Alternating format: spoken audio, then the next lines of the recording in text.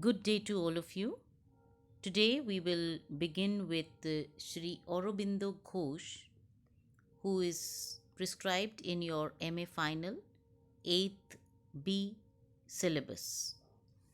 Let's begin with an introduction of Sri Aurobindo before we begin with his poems.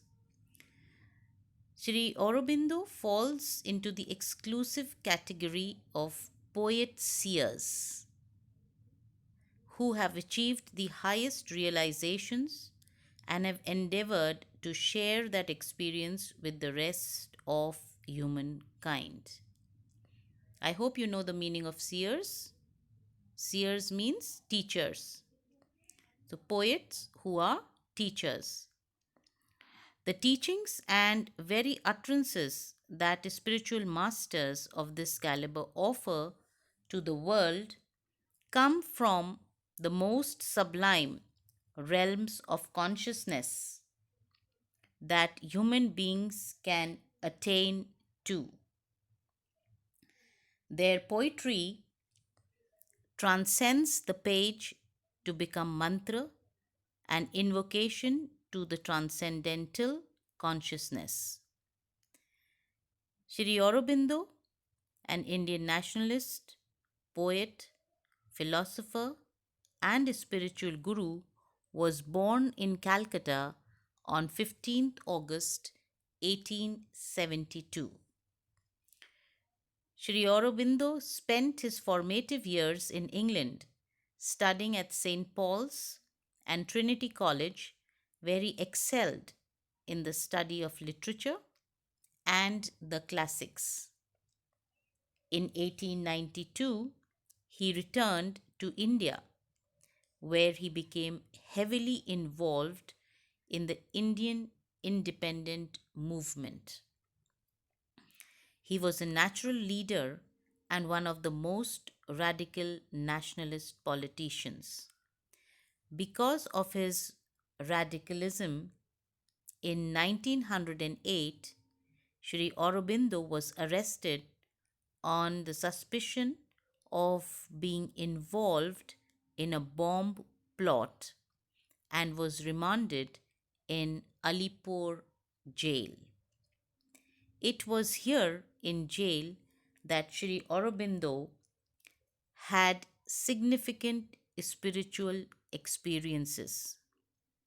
He became aware of a divine inner guidance and also realized the omnipresence of God even in a darkened prison cell.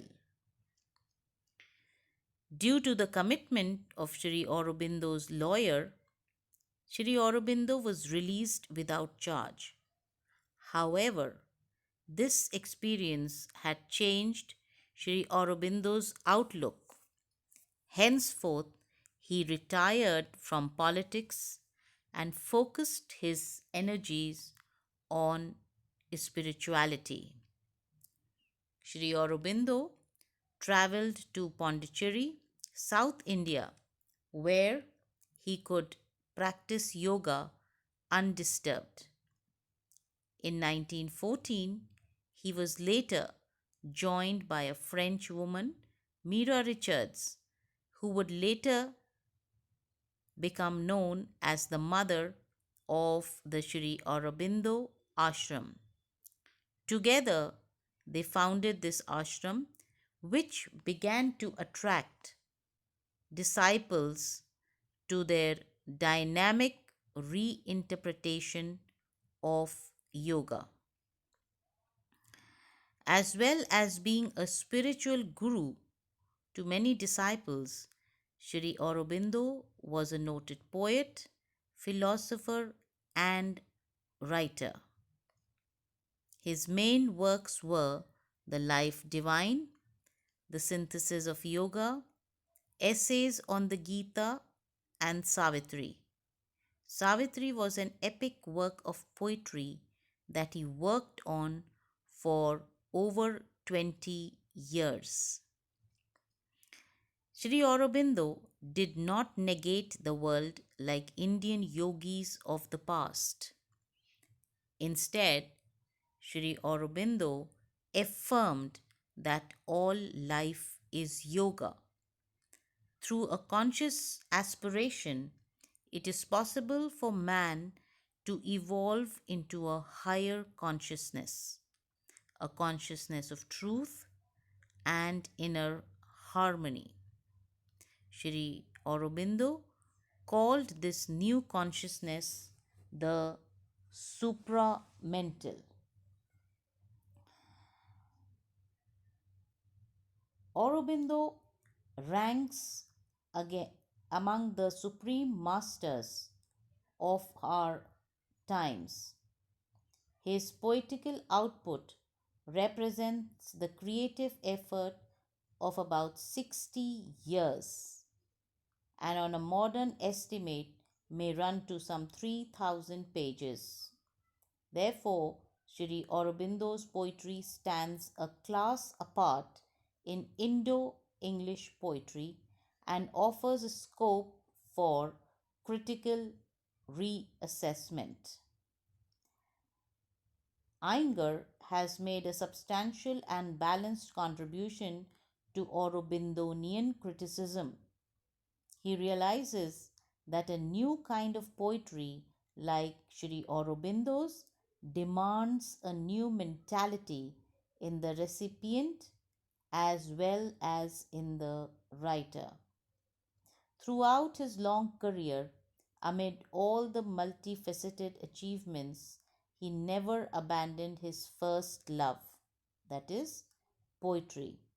And he has given us poetry that is lyrical, narrative, dramatic, epic, which in volume and in variety, in quantity and in quality, can be compared with the work of the greatest poets who have enriched the poetical literature of the world.